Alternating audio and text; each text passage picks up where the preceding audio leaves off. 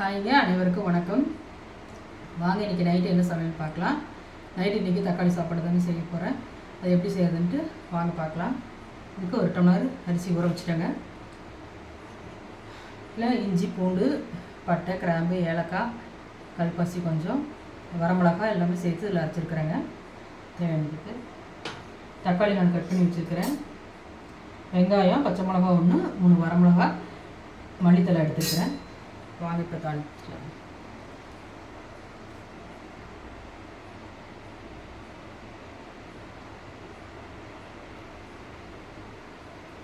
இப்போ எண்ணெய் ஊற்றிக்கலாம்.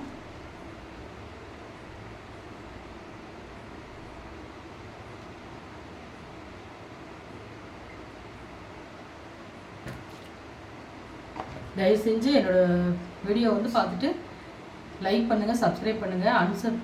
அன்சப்ஸ்கிரைப் பண்ணாதீங்க தயவு செஞ்சு. அதனால் எனக்கு வியூஸ் குறையுது, அந்த வாட்ச் டைம் எல்லாமே குறையுதுங்க. அப்படியே குறைஞ்சிட்டே போகுது. அது ரொம்ப மனசு கஷ்டமாக இருக்குது.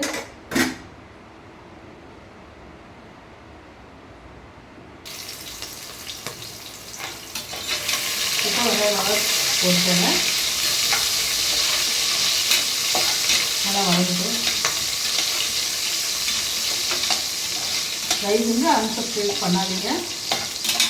இதை இன்னும் சப்ஸ்கிரைபர் 500 சப்ஸ்கிரைபர் கூட நான் வரல.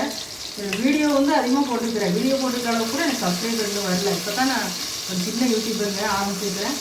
தயவு செஞ்சு எனக்கு கொஞ்சம் சப்போர்ட் பண்ணுங்கள், சப்ஸ்கிரைப் பண்ணுங்கள், வீடியோ பாருங்கள், லைக் பண்ணுங்கள்.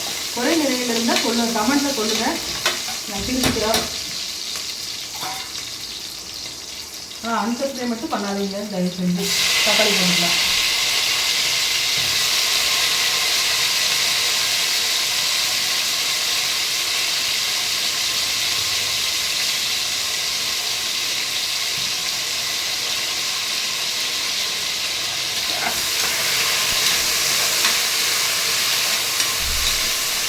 தக்காளி நல்லா வதங்கிட்டு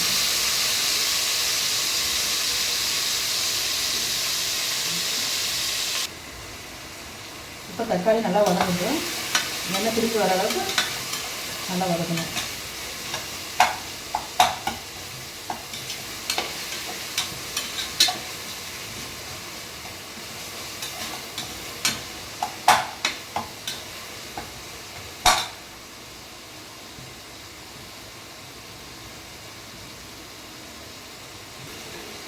இப்போ இஞ்சி, பூண்டு இதெல்லாம் அரைச்ச மசாலா போட்டுக்கலாங்க. இதில் வரமிளகா இதுலேயும் சேர்த்து அரைச்சிக்கலாம். அப்படி செஞ்சுக்கலாங்க, போடலாம்.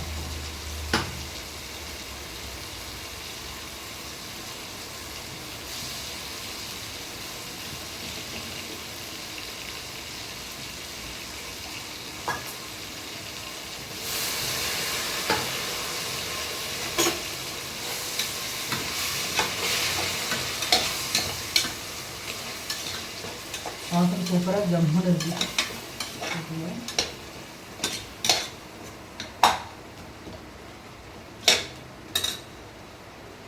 கொஞ்சம் வேகட்டும்.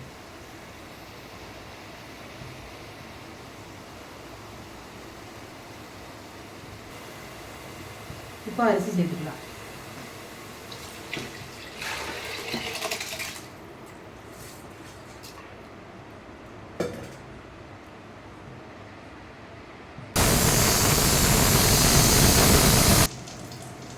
இப்போ சாப்பாடு டக்குன்னு எடுக்கணும் அப்படின்னா ஒரு 5 நிமிஷம் விட்டுட்டு இந்த மாதிரி தண்ணி எடுத்துக்கோங்க. இப்படி கொஞ்சம் கொஞ்சமாக ஊற்றினா சீக்கிரமாக கேஸ் ரிலீஃப் ஆயிடும்.